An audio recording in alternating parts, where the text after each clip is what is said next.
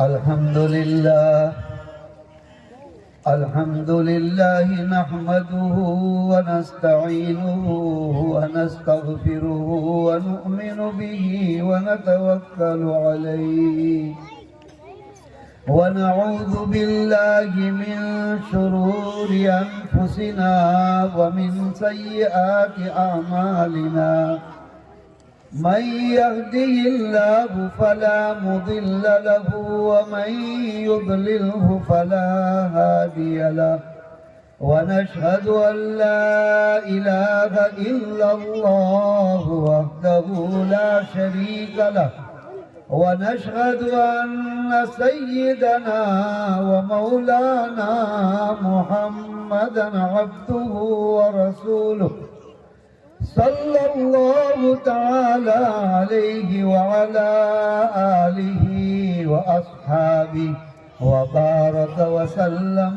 تسليما كثيرا كثيرا أما بعد فأعوذ بالله من الشيطان الرجيم بسم الله الرحمن الرحيم يا أيها الذين آمنوا قوا أنفسكم وأهليكم نارا وقال الله سبحانه وتعالى ووصى بها إبراهيم بنيه ويعقوب يا بني إن الله اصطفى لكم الدين فلا تموتن إلا وأنتم مسلمون وقال تعالى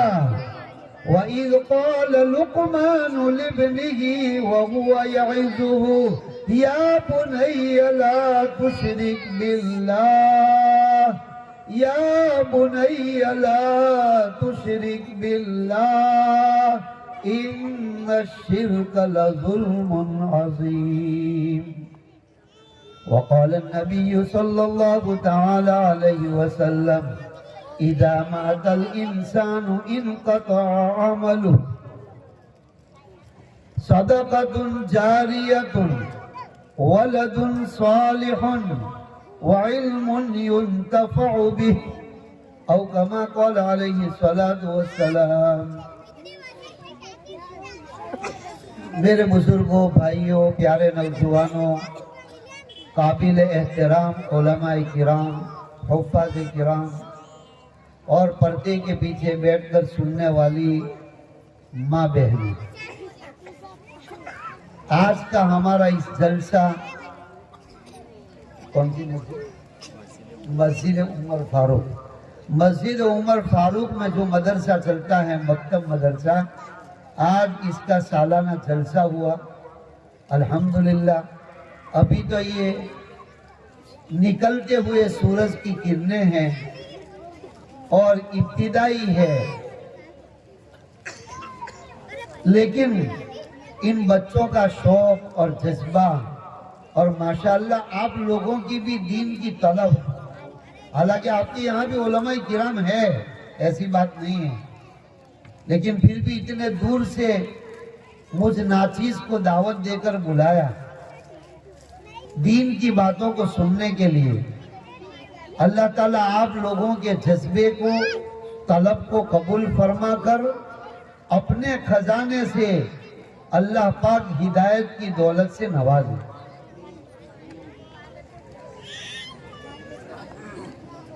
یہ مکاتب جو چھوٹے چھوٹے بچوں کو مدرسے میں رکھتے ہیں،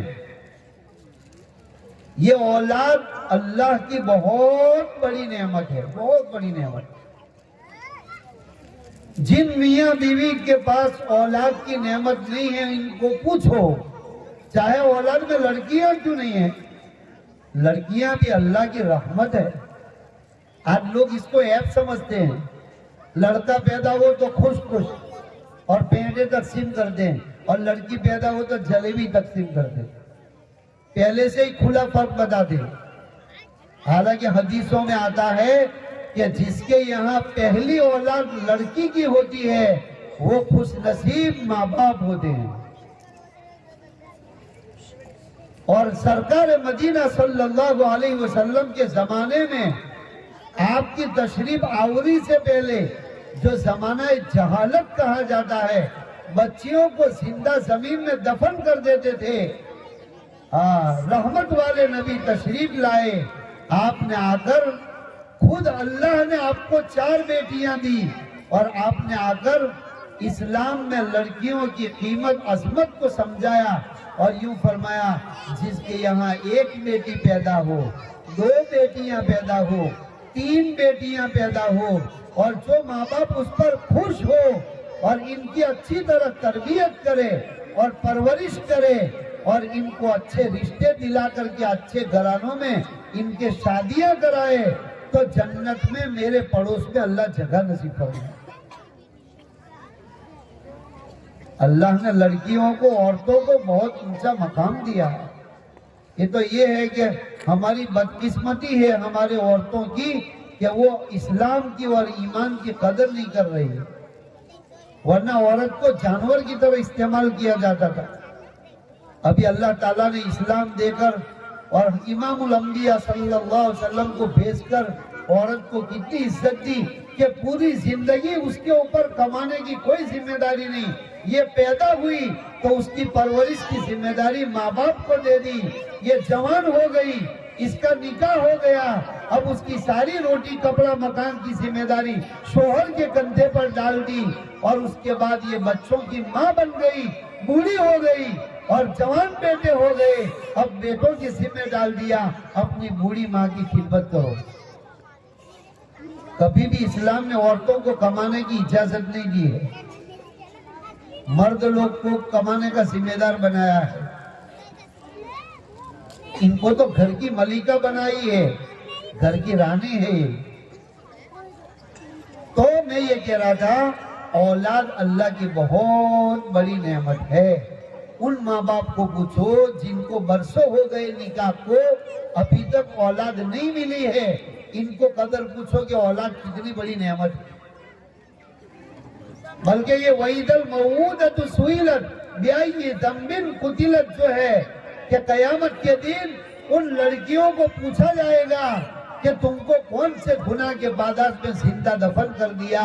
اس کی تفسیر میں ان ماں باپ کے بارے میں بھی وہی سنائی کہ جنہوں نے بچے تو پیدا کر دیے، کسی نے 7، کسی نے 11، کسی نے 16، اور پھر ان کی تربیت نہیں کی اور ان کو ایسے ہی جاہل چھوڑ دیا، وہ ماں باپ بھی گویا اپنی اولاد کو زندہ دفن کرنے والے ہیں۔ اسی کے لیے اولاد کی تربیت کے لیے یہ ہمارے مکاتب ہے، مکتب مدرسے ہیں کہ جن مدرسوں میں ان معصوم کلیوں کو اور ان معصوم بچوں کو اسلام کے نمائندے اور رہبر بنائے جاتے ہیں۔ کوئی یونیورسٹی میں اور کوئی کالج میں اور کوئی اسکول کے اندر چاہے ان کی لاکھوں روپیہ فیس ہوتی ہے، لیکن ان کو جو اسلام کی یونیورسٹی میں اور مدرسوں میں اور محمد الرسول اللہ صلی اللہ علیہ وسلم کی تعلیمات میں جو باتیں سکھائی جا رہی ہے، آپ کو دنیا کی کسی یونیورسٹی میں نہیں ملے گی۔ کہ ماں باپ کا کتنا اونچا مقام ہے، بیوی کا کیا حق ہے، شوہر کا کیا حق ہے، ماں باپ کے ذمہ اولاد کا کیا حق ہے، اولاد کے ذمہ ماں باپ کا کیا حق ہے، یہی مدرسوں میں یہ ساری چیزیں سکھائی جا رہی ہیں۔ اور قرآن کریم میں بھی، میں لمبا بیان زیادہ نہیں کروں گا، دھیان سے سنتے رہنا میری باتیں۔ میں نے اللہ سے یہ دعا کی ہے، اے اللہ یہ بستی والوں کو جن باتوں کی ضرورت ہے وہ باتیں مجھ سے کہلوا دے۔ آپ لوگوں کی جتنی توجہ ہوگی اتنی اللہ میرے سینے میں بات اتارے گا اور میری زبان پر کہلوائے گا۔ آپ لوگوں کی طلب نہیں ہوگی تو پھر میری زبان بھی رک جائے گی۔ اللہ تعالیٰ قرآن پاک میں فرماتے ہیں، یا ایھا الذین آمنوا قوا انفسکم واہلیکم نارا، اے ایمان والو اپنے آپ کو اور اپنے بیوی بچوں کو جہنم کی آگ سے بچاؤ۔ जहन्नम क्या, इनको भूख से बचाओ ये नहीं कहा, रोजी तो सबकी अल्लाह ने अपने जिम्मे ले लिए। 12वें पारवे की पहली आयत, वमा मिन दाब्बतिन फिल अर्दी इल्ला अल्लाहि रिज़्क़ुहा, इस जमीन पर जितनी मखलूक चल फिर रही है सबको रोजी पहुंचाने की जिम्मेदारी अल्लाह पर है। ईमान वालों को अल्लाह कह रहे हैं अपने बीवी बच्चों को जहन्नम से बचाओ। हजरत अली रजी अल्लाह तआला अन्हु से पूछा गया इस आयत का माना क्या है, जहन्नम से हम बीवी बच्चों को कैसे बचावे? का इनको दीन सिखाओ, अल्लिमू दीनहू, इनको दीन सिखाओ तो ऑटोमेटिक ये जहन्नम से बच जाएंगे। दूसरी आयत मैंने पढ़ी, सैयदना इब्राहिम अलैहिस्सलाम, सैयदना याकूब अलैहिस्सलाम, इन दोनों ने अपनी दुनिया से जाने के वक्त अपने तमाम बच्चों को जमा किया और क्या फरमाया, ववस्सा बिहा इब्राहीम बनीहि व याकूब या बुनय्या इन्नल्लाह अस्तफा लकुमुद्दीन। याद करो उस वक्त को जबकि सैयदना इब्राहिम अलैहिस्सलाम ने और सैयदना याकूब अलैहिस्सलाम ने जलीलुल कदर अंबिया है, दुनिया से जाते वक्त और मौत के वक्त अपने बच्चों को प्यार प्यार से बुलाया और यूं फरमाया, ओ मेरे बच्चों, ओ मेरे बच्चों, अल्लाह ने तुम्हारी दुनिया आखिरत की कामयाबी के लिए दीन इस्लाम को पसंद कर लिया। दुनिया आखिरत की कामयाबी, आज हम मुसलमानों ने दुनिया बनाने की मेहनत अलग बना दी है और जन्नत कमाने की मेहनत अलग बना दी है। क्या ज़हन में रखा है मालूम है, जिसको जन्नत चाहिए ना, जन्नत में सोने चांदी के बंगले, वो मर्द भी औरतें भी मुसल्ले पर बैठे रहे, अल्लाह अल्लाह अल्लाह अल्लाह करते रहे बस। और जिनको दुनिया की अच्छी जिंदगी बनानी है वो बस पूरे दिन मार्केटों में घुसे, बाजारों में घुसे, हाई पैसा। हमारे माशाल्लाह बहुत बड़े अल्लाह वाले बुजुर्ग हजरत मौलाना इब्राहिम साहब देवला वाले, वो फरमाते हैं, प्यारे भाइयों, जिस दीन पर अमल करने की बरकत से अल्लाह आखिरत में जन्नत देने वाला है, खुदा पाक की कसम, इसी दीन पर अमल करोगे अल्लाह तुम्हारी दुनिया भी अच्छी से अच्छी बना देगा। अलग अलग मेहनत नहीं है, जिस दीन के रास्ते से जन्नत मिलेगी उस दीन के रास्ते से दुनिया भी अच्छी से अच्छी बनेगी।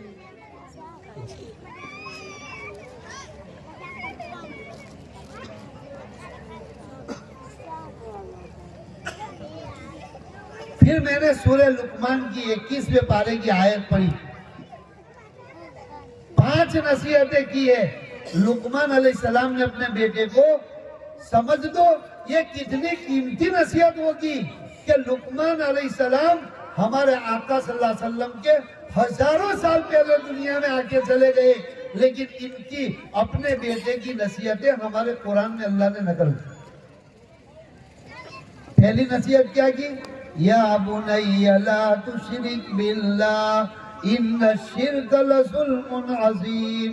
मेरे बेटे कभी भी शिर्क मत करना, अल्लाह के साथ किसी को शरीक मत करना, न अल्लाह की जात में, अल्लाह की सिफात में, इसलिए कि औलाद देने वाला सिर्फ अल्लाह है, मुरादें पूरी करने वाला सिर्फ अल्लाह है, नफे नुकसान का मालिक सिर्फ अल्लाह है, मौत और जिंदगी का मालिक सिर्फ अल्लाह है, बीमारी देने वाला, शिफा देने वाला, मुसीबतों को दूर करने वाला एक अकेला अल्लाह है। या बुनय्या ला तुशरिक बिल्लाह, मेरे बेटे अल्लाह के साथ किसी को शरीक नहीं करना, सिजदा करने के लायक सिर्फ अल्लाह है। दूसरी नसीहत क्या की, या बुनय्या इन्नहा इन तकु मिस्काल हब्बतिन मिन खरदलिन फतकुन फी सखरतिन औ फिस समावाति औ फिल अर्दि याति बिहल्लाह इन्नल्लाह लतीफुन खबीर। ए मेरे बेटे ये ध्यान जमा लेना, अगर तू आसमानों की बुलंदियों में जाके गुनाह करेगा, जमीनों के अंदर उतर के गुनाह करेगा, پہاڑوں کی چٹانوں کے نیچے جا کر گناہ کرے گا، قیامت کے دن اللہ تعالیٰ تیرے سامنے لے آئے گا۔ اللہ کے فرشتے، اللہ کے CID، اللہ کے کیمرے 24 گھنٹے لگے ہوئے ہیں۔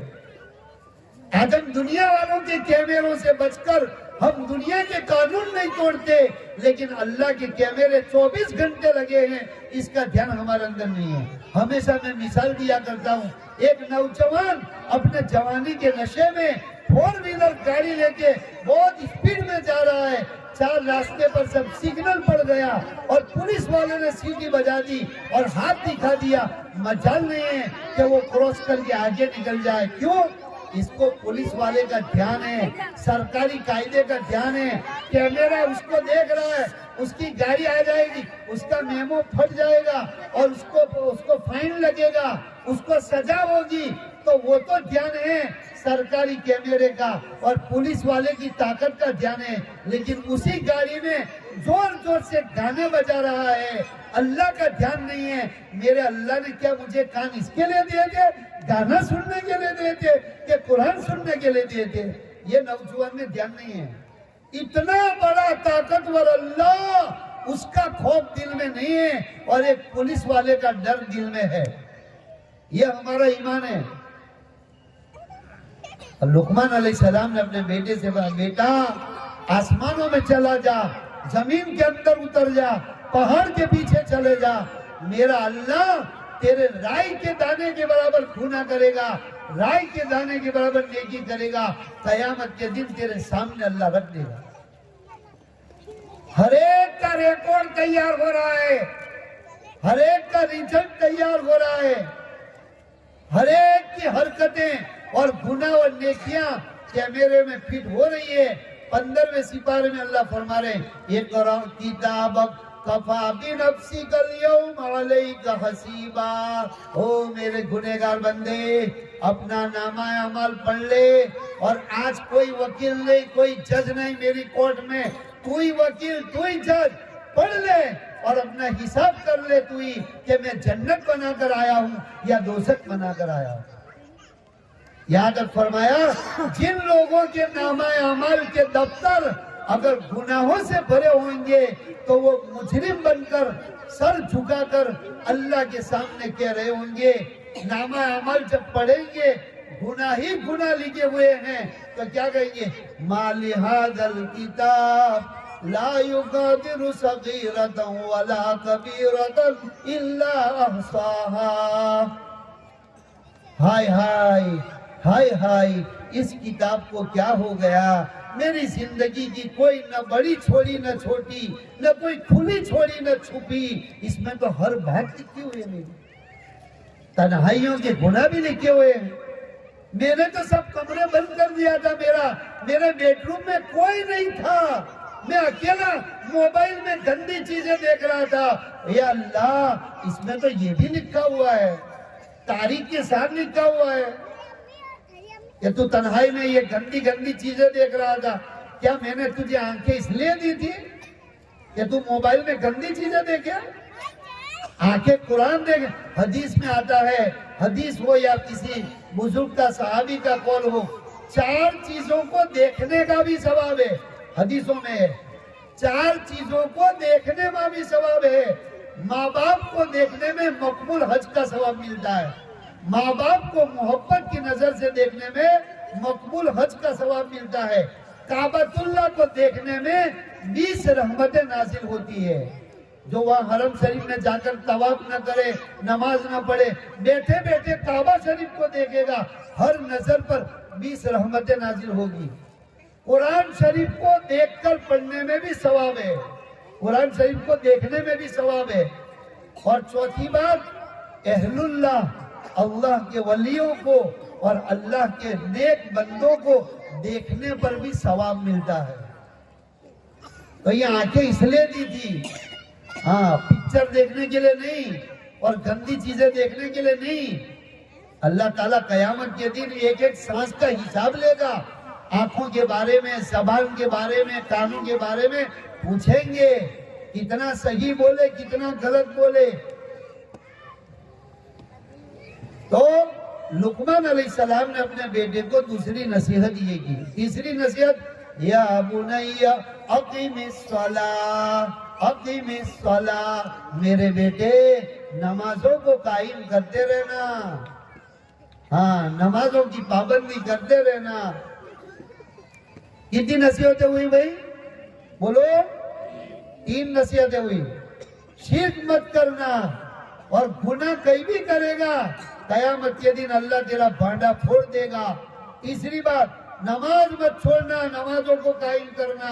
चौथी बात, वअमुर बिल मारूफ वनहा अनिल मुनकर, हर एक को नेकी की दावत देना और बुरी बातों से रोकना।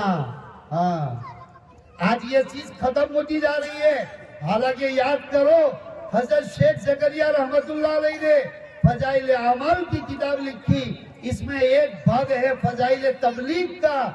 इसमें उम्मुल मोमिनीन आयशा सिद्दीक़ा रज़ियल्लाहु अन्हा की हदीस बयान की है। उम्मुल मोमिनीन फरमाती है, एक दिन हजरत रसूल पाक सल्लल्लाहु अलैहि वसल्लम मेरे घर में तशरीफ लाए, आपने वुजू फरमाया, मुझसे बातचीत नहीं की और आप मस्जिद में तशरीफ ले गए, मिंबर पर जलवा अफरोज हुए, लोगों को जमा किया और ये फरमाया, ए लोगों,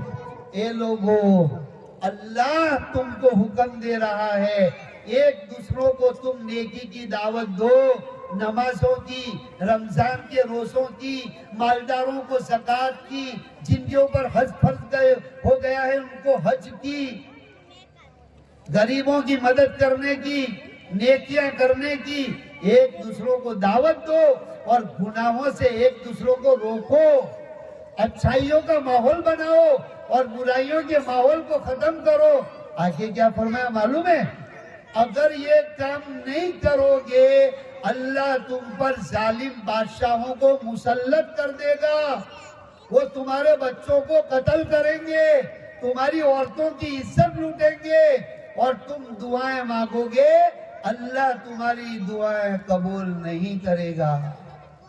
अगर तुम्हारे लिए नेक लोग दुआएं करेंगे, तुम्हारे हक में नेक लोगों की दुआएं भी मंजूर नहीं होगी। तो ये कितना जरूरी है, जितनी नमाज पढ़ना जरूरी है, इतनी नमाज की तबलीग करना भी जरूरी है। जितना रमजान का रोजा फर्ज है और जरूरी है, रमजान के रोजे की तबलीग करना भी फर्ज है।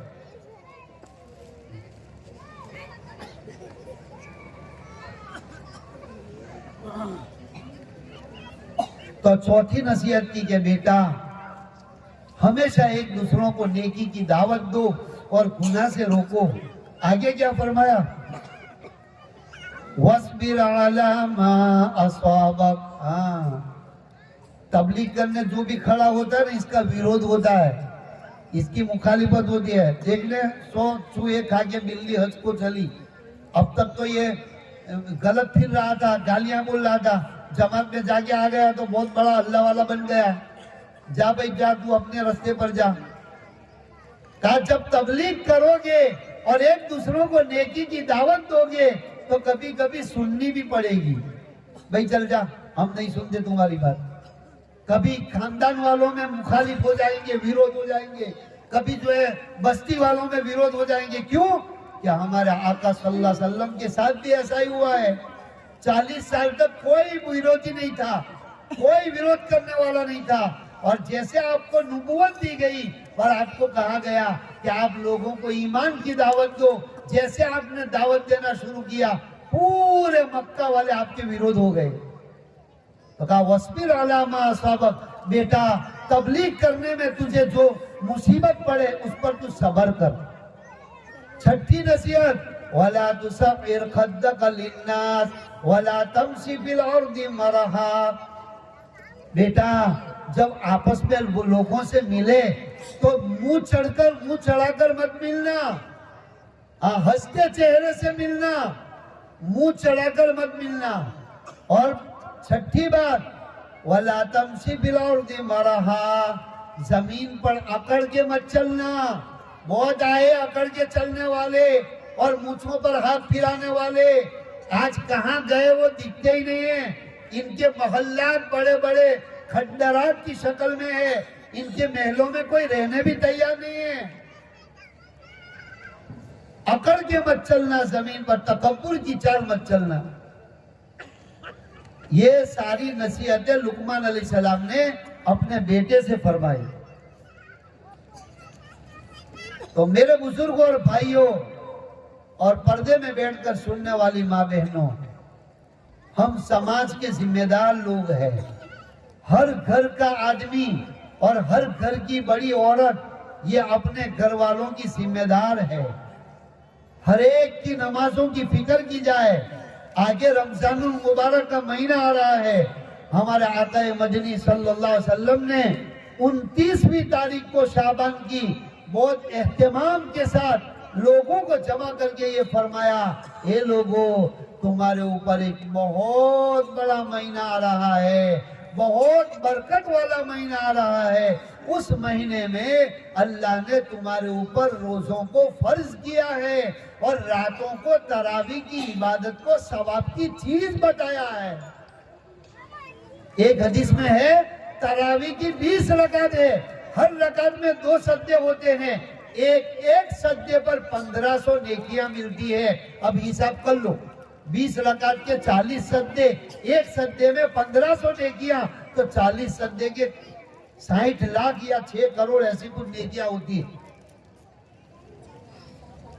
تراویح کو ثواب کی چیز بتائی اور فرمایا اس مہینے میں ایک رات ایسی مبارک آتی ہے کہ اس مبارک رات جس کو ہم شب قدر سے یاد کرتے ہیں, آخری عشرے میں آتی ہے, تاک راتوں میں آتی ہے, 21, 23, 25, 27, 29 کا اگر کسی کو تھوڑی دیر بھی اس رات میں عبادت کا موقع مل گیا, 1000 مہینوں کی مقبول عبادت کا ثواب ملے گا.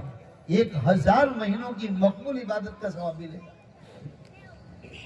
اور سرکار مدینہ صلی اللہ علیہ وسلم نے فرمایا 3 قسم کے لوگوں کی دعائیں اللہ رد نہیں کرتے, واپس نہیں کرتے. ایک مظلوم کی دعا اللہ رد نہیں کرتے, اس کی ضرور قبول کرتے ہیں اور مدد کرتے ہیں. اور ایک روزے داروں کی افطاری سے پہلے کی دعا اللہ ضرور قبول کرتے ہیں, ان کی دعائیں رد نہیں کرتے. اور ایک انصاف کرنے والے بادشاہ, اور چوتھے وہ ماں باپ کی دعائیں جو اپنے اولاد کے لیے ماں باپ دعا کرتے ہیں, وہ بھی رد نہیں کرتے, اللہ قبول کرتے ہیں. تو میرے بزرگوں اور بھائیوں اور میری بہنوں, یہ اللہ تعالیٰ نے آپ کو جو بچے دیے ہیں, اولاد دی ہے, اس کی قدر کرو اور بچپن ہی سے ان کی تربیت کرو.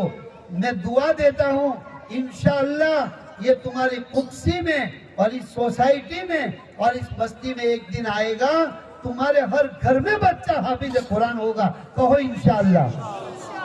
آپ لوگ نیت کرو کہ ہمارے ہر گھر میں ایک بچے کو ہم ضرور حافظ اور عالم بنائیں گے انشاءاللہ.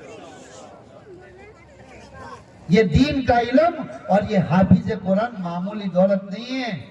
ارے حافظ قرآن کو بھی اتنا بڑے فضیلت بتائی ہے, اور حافظ قرآن پر پیسہ خرچ کرنے والوں کو بھی اتنا بڑا مقام دیا ہے اللہ نے. یہاں تک کہ حدیثوں میں آتا ہے, فضائل قرآن میں حضرت شیخ نے لکھا ہے کہ جب کوئی ماں باپ اپنا بچہ بولتا سیکھے, 4 سال کا, 3 سال کا, 4 سال کا, اور جب وہ مدرسے میں جا کر بیٹھے, ابھی قرآن نہیں پڑھا, الف با تاسا بھی نہیں پڑھا, خالی بسم اللہ الرحمن الرحیم اتنا پڑھ لیا, اللہ تعالیٰ اس بچے کے ماں باپ کے پچھلے تمام گناہوں کی مغفرت کر دیتا. بھائی بیٹھو, دیکھو اب میں ختم کر رہا ہوں اپنی بات کو, اٹھنے کی فضا مت بناؤ, اب بس ختم کر رہا ہوں, کیونکہ مجھے بھی تو بڑودہ جانا ہے, 4 گھنٹے کا راستہ ہے, آپ کو تو یہاں ہی گھر پہ جانا ہے. قرآن کے اوپر محنت کرتے ہیں جو حافظ بنتے ہیں, بناتے ہیں, اور جو حافظ بننے میں خرچ کرتے ہیں بنانے میں, ان کا میں آپ کو 3 قصے سنا رہا ہوں. ایک تو حافظ قرآن کا کیا مقام ہے. امام ورش رحمت اللہ علیہ تجوید کے بہت بڑے امام تھے. تقریباً 4تھی صدی میں یا 5ویں صدی میں یہ پیدا ہوئے تھے, ہجری سن 500 کے اندر. ابھی 1446 چل رہا ہے. 500 ہجری کے اندر یہ پیدا ہوئے تھے اور قرآن کے حافظ بنے، قاری بنے اور بہت بڑے تجوید کے قاری کے امام بنے۔ ان کا انتقال ہو گیا، ان کو دفن کر دیا مصر میں، مصر کے تھے وہ، مصر ایجپٹ کے۔ ان کے دفن کرنے کے بعد تقریباً 1000 سال کے بعد، 1000 سال کے بعد ان کی جہاں قبر تھی وہاں کسی اور کی زمین تھی، وہاں کچھ بلڈنگ بنانا کے فیصلہ ہوا۔ تو بلڈنگ کے لیے جو پائے کھودتے نا، بنیادیں جو کھودتے ہیں، تو بنیادیں جب کھودی تو ان کی ناش نکلی 1000 سال کے بعد، 1000 سال پہلے ان کو دفن کیا تھا، کہ ان کی ناش مبارک بالکل تازہ تھی، کفن بھی میلا نہیں ہوا تھا۔ حافظ قرآن تھے، کفن بھی میلا نہیں ہوا تھا۔ اور ایک کتاب میں دوسرے 2 قصے لکھے ہیں حافظ قرآن کے، جو بچہ حافظ بن رہا تھا، ابھی حافظ پورا بھی نہیں ہوا، اور ایک اس کا بڑا بھائی مزدوری کر کے پیسے کما کے اپنے بھائی کا پڑھائی کا خرچہ دے رہا تھا، حافظ بننے کا خرچہ دے رہا تھا۔ تو یہ دمشق، ملک شام، سیریا، آج اس کو سیریا کہتے ہیں، ملک شام میں ایک بہت بڑا قبرستان ہے، اس کا نام ہے دہدہ۔ اس قبرستان کے اندر بڑے بڑے مشائخ اور علماء اس میں سو رہے ہیں اگلی صدیوں کے۔ تو اس میں ایک گورکن تھا، قبر کھودنے والا، اس کا کام ہی یہ تھا کہ بھئی میتیں آتی تھی تو قبر کھودتے تھے، وہی زمین قبر میں اتارتا تھا میتوں کو۔ تو ایک مرتبہ ایسا ہی بیٹھا تھا قبرستان میں، ایک عورت آئی اور اس نے بھائی کوئی قبر تیار ہے؟ کہا تیار تو نہیں ہے، کہا ایک قبر تیار کرو، میں ابھی میت کو لے کر آتی ہوں۔ تو وہ عورت ایک نوجوان نابالغ بچے کو لے کر آئی اور اس کے ساتھ کچھ 8-10 مختصر مجمع تھا، 8-10 آدمیوں کا کندھا دے کر وہ جنازے کو لے کر آئے، عورت بھی ساتھ ساتھ میں آئی۔ اور جب جنازے کی نماز انہوں نے پڑھ لی تو وہ قبر کے پاس لائے اور بچے کی میت اس کے حوالے کی گورکن کے۔ اس نے نیچے میت کو اتارا، وہ نیچے اترا قبر کے اندر، تو اچانک کوئی منظر دیکھا ہوگا تو بے ہوش ہو کر قبر میں گر گیا۔ تو لوگوں نے مشکل سے اس کو باہر نکالا، قبر بند کر دی اور اس کو پھر پانی چھڑک کر کے ہوش میں لائے اور کہا بھائی کیا ہوا؟ کہا بولا میں نے عجیب منظر دیکھا۔ بولا کیا دیکھا؟ بولا کہ اس میت کو جب میں لے کے نیچے اترا تو اس کی قبر بہت چوڑی ہو گئی، اندر سے بہت چوڑی ہو گئی، اور 2 گھوڑے سوار سفید پوش لباس وہ لوگ آئے گھوڑے پر بیٹھ کر اور اس نوجوان بچے کی میت کو لے کر چلے گئے۔ اب اللہ تعالیٰ نے یہ اسی کو دکھلایا تھا، باقی سب لوگوں کو نظر نہیں آ رہا تھا۔ خیر وہ لوگ سمجھے کہ بھئی اس کی تو عقل چلی گئی ہے، یہ کوئی پاگل آدمی لگتا ہے، ہم کو تو کچھ نظر آیا نہیں۔ وہ لوگ چلے گئے۔ پھر کچھ مہینوں کے بعد وہی عورت دوبارہ آئی، بھائی قبر تیار ہے؟ کہا تیار تو نہیں ہے، کر دو تیار، یہاں دوسری قبر تیار کرو۔ تو پہلی مرتبہ تو اس نے پہچانا نہیں، دوسری مرتبہ آئی تو ابھی پہچان نہیں سکا وہ، لیکن اس نے قبر تیار کی۔ اس کا دوسرا بیٹا تھا، بڑا بیٹا، وہ بھی انتقال کر گیا، تو اس کی میت کو لے کر آئی۔ پچھلی جیسا ہی چند مختصر مجمع آیا، انہوں نے جنازے کی نماز پڑھی اور میت اس کے حوالے کی۔ وہ جب اندر اترا دوسری مرتبہ بے ہوش ہو کے گر گیا۔ تو لوگوں نے پھر اس کو نکالا، قبر بند کی اور پھر ہوش میں لائے۔ تو اس کو پوچھا بے اب کے مرتبہ؟ بولا دوسری مرتبہ، ابھی مرتبہ یہ مرتبہ میں نے دیکھا کہ اس کو جیسے میں قبر میں لے کر اترا، پوری قبر اس کا جنت کا باغ بن گئی۔ اور اس مرتبہ بھی 2 آدمی آئے اور اس کی ناش کو لے کر چلے گئے۔ لیکن یہ قبر کھودنے والے کو ہی نظر آ رہا تھا، ان لوگوں کو نظر نہیں آیا۔ تو یہ اس نے کیا کیا کہ وہ عورت کے پیچھے پیچھے ہو لیا اور اس کے گھر گیا اور کہا بہن کیا ماجرا ہے، یہ کون ہے دونوں میتیں تم لائی ہو؟ کہا یہ میرے دونوں بیٹے ہیں۔ کیا ہے مسئلہ، کیا ہے، تم کیوں پوچھنے آئے؟ کہا میں نے یہ منظر دیکھا کہ پہلے بیٹے کی ناش تمہاری دے گئے تو اس کو دیکھا قبر چوڑی ہو گئی، 2 گھوڑے سوار آ کر لے گئے، اور دوسرے بیٹے کو تو اترتے ہی جنت کا باغ بن گئی۔ تو اس ماں نے روتے ہوئے کہا میرا چھوٹا بیٹا قرآن کا حافظ بن رہا تھا اور مقدر نے اس کو ساتھ نہیں دیا، موت اس کی آ گئی تو حافظ بنتے بنتے اس کا انتقال ہوا، اور دوسرا میرا بڑا بیٹا تھا وہ روز مزدوری کر کے اس کے اوپر پیسے خرچ کرتا تھا۔ اب قصے تو ختم ہو گئے، لیکن اس کے بعد اس نے کہ جو گورکن تھا، یا اللہ قرآن کو حفظ کرنے کا اتنا اونچا مقام ہے، اور حدیثوں میں بھی ہے جب حافظ قرآن قبر میں دفن کیا جاتا ہے تو اللہ تعالیٰ زمین کو کہتے ہیں زمین خبردار میرے اس بندے کی جسم کو کھانا مت، میرے اس بندے کی جسم کو کھانا مت۔ تو زمین کہہ رہی ہے اللہ میں اس کو کیسے کھاؤں جبکہ اس کے سینے میں تیرا کلام ہے۔ یہ حافظ قرآن کا مرتبہ، نیت کرتے ہو سب انشاءاللہ اپنے بچوں کو حافظ بنائیں گے، اور پیارے بچوں سب نیت کرتے ہو آپ حافظ بنیں گے انشاءاللہ۔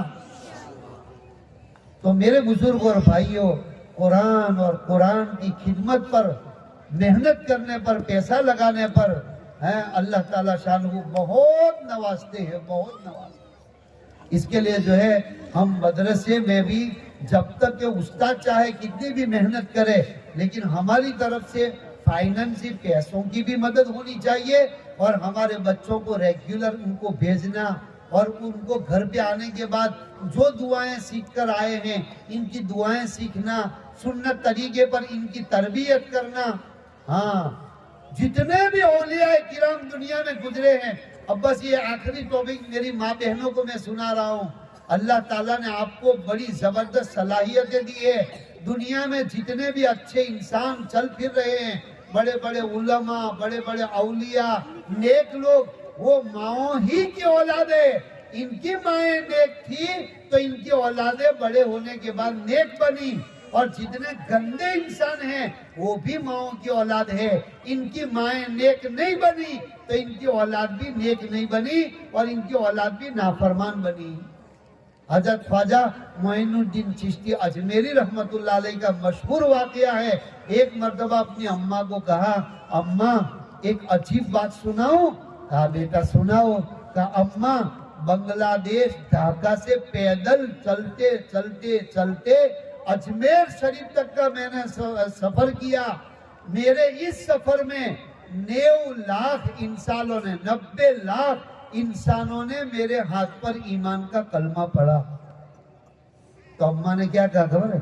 بیٹا تمہارا کمال نہیں ہے، تمہاری ماں کا کمال ہے۔ اماں آپ کا کیسے کمال ہے؟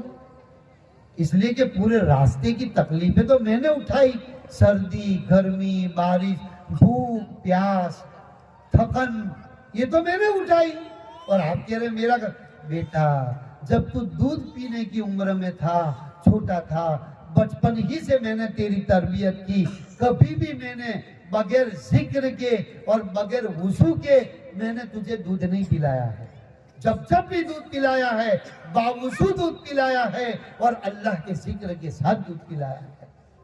بیٹا یہ اسی کی برکت ہے کہ تو جو ہے بڑا بن کے بعد اللہ کا ولی بنا۔ حضرت پیران پیر غوث پاک رحمت اللہ علیہ، شیخ عبد القادر جیلانی رحمت اللہ علیہ، وہ اپنا بچپن کا قصہ سنا رہے کہ جب میں چھوٹا تھا اور میری ماں نے مجھے کہا بیٹا تجھے رسول اللہ کا علم سیکھنے کے لیے فلانی بستی میں جانا پڑے گا اور تجھے عالم میں بناؤں گی۔ کہا اماں میں تیار ہوں۔ تو اس زمانے میں پیدل قافلے جاتے تھے، ایک قافلے کے ساتھ اپنے بچے کو حوالے کر دیا کہ میرے بچے کو جس گاؤں میں تم جا رہے ہو اس میں مدرسے میں ایڈمیشن کروا دینا۔ لیکن ماں نے اپنے بچے کو 40 چاندی کے سکے ایک تھیلی میں اپنی بغل میں کرتے کے ساتھ سی دی تھی، اور نکلتے نکلتے دعائیں دے کر روانہ کیا، بیٹا کبھی زندگی میں جھوٹ مت بولنا، چاہے تمہاری گردن کٹ جائے، جھوٹ مت بولنا۔ آج میری ماں بہنوں اور میرے بھائیوں، اپنے بچوں کو جھوٹ سے بچاؤ، اس لیے کہ مومن کبھی جھوٹ نہیں بولے گا۔ منافق کی نشانی ہے کہ منافق ہی جھوٹ بولے گا۔ اپنے بچوں کو جھوٹ بولنے سے بچاؤ۔ بولا بیٹا جھوٹ مت بولو، چاہے ایک لکڑی کے مار سے یا ایک تھپڑ کی مار کے بہانے سے جھوٹ مت بولو، ایک جھوٹ 100 جھوٹ بولوائے گا تم کو۔ تو بس اتنی نصیحت کی کہ بیٹا زندگی میں کبھی جھوٹ مت بولنا۔ قافلہ روانہ ہوا، شام کو جنگل میں رات ہو گئی تو وہیں پڑاؤ ڈالا۔ 40 ڈاکو، بڑے بڑے ڈاکو قافلے کو لوٹنے کے لیے قافلے کو گھیر لیا، اور سب نے سب کے پاس سے مال، روپیہ، پیسہ سب لوٹ لیا۔ بچے کے پاس ڈاکوؤں کا سردار آیا، بیٹا سچ سچ بول دے، تیرے پاس کیا ہے، جو ہے وہ نکال چل۔ تو فوراً 40 کا، چاچا میرے پاس 40 چاندی کے سکے ہیں۔ کہا جھوٹ مت بول، کہا نہیں جھوٹ نہیں بولوں گا، اور پھر نکال کر کے وہ ان کے حوالے کر دی۔ وہ ڈاکو کی آنکھوں میں آنسو آ گئے، بیٹا تیرے کون سے استاد ہے، تیرے استاد نے تجھے بہت اچھا سکھایا۔ کہا چاچا ابھی تو استاد کے پاس میں جا رہا ہوں، میری استاد میری ماں ہے، میری ماں نے چلتے چلتے مجھے سکھایا تھا، بیٹا کبھی جھوٹ مت بولنا چاہے تمہاری جان چلی جائے۔ اللہ اکبر۔ وہ ڈاکوؤں کا سردار نے 40 ڈاکوؤں کو بلایا، کہا سب کو مال واپس کر دو۔ سب کا مال واپس کیا، اور اس بچے کے ہاتھ پہ بیعت کی کہ ہم جو ہے آج سے کبھی ڈاکہ نہیں ڈالیں گے، اور افسوس کرنے لگے کاش ہماری مائیں بھی اس بچے کی ماں کی طرح ہوتی تو آج ہم ڈاکو نہیں بنتے، ہم نیک بنتے۔ یہ وہی بچہ ہے جن کو ہم شیخ عبد القادر جیلانی اور پیران پیر اور غوث الاعظم رحمت اللہ علیہ سے یاد کرتے ہیں۔ یہ ماؤں کی تربیت کا نتیجہ ہے۔ تمام اولیاء کرام یہ کہتے ہیں ہم کو ولایت کا مقام ملا ہے ہماری ماؤں کی تربیت کی وجہ سے۔ حضرت خواجہ قطب الدین بختیار کاکی رحمت اللہ علیہ، ان کے بارے میں بھی سنا کہ حضرت بختیار کاکی رحمت اللہ فرماتے ہیں جب میں چھوٹا تھا، مدرسے سے اسکول سے آتا تھا، اماں مجھے بھوک لگی ہے کھانا دے دو۔ میری اماں کہتی تھی بیٹا مجھ سے کیوں مانگتے ہو، اللہ سے مانگو۔ بولا میں تو نابالغ ناسمجھ بچہ تھا، اماں اللہ سے کیسے مانگوں؟